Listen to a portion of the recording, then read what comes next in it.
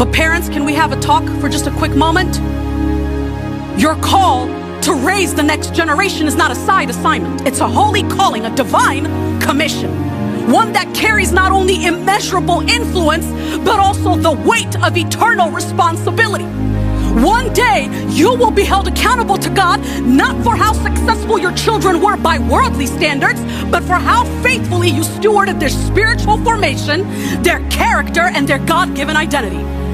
This means discipleship begins in your living room, not in the church sanctuary. This means that if you desire for your children to grow up in the way of the Lord, then you need to model what walking with the Lord looks like.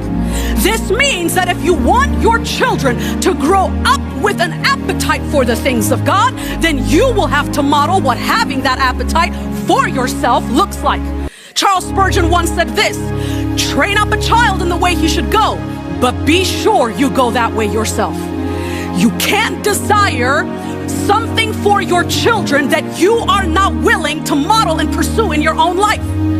Your voice and the patterns of your life will shape their view of God long before any pastor does. You see, we as pastors, we will never have the primary influence in your child's life in the way that God has graced you to do. That's your calling. Now, we can partner with you, and we can partner with what God is doing through you, through prayer, through spiritual counsel, through encouragement. But the primary source of influence, of guidance, of direction, of formation can only come from you. We can't be outsourcing spiritual growth to youth groups, youth camps, and Sunday school classes. We must stop blaming culture and community for what we fail to confront in our own homes. Yes, the world is loud with a lot of nonsense, but that means the home must be louder with truth, with grace, with love, and holy conviction. Hear me out, parents. And I say this with a lot of grace and love. You are not just raising children, as Psalm 127:4 says. You are raising arrows to be launched into the world that desperately needs light. And your home is that bow. Your discipline sharpens them.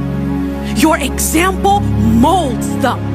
Your words and your prayers builds them up. And ultimately, your example will plant seeds that will outlive you.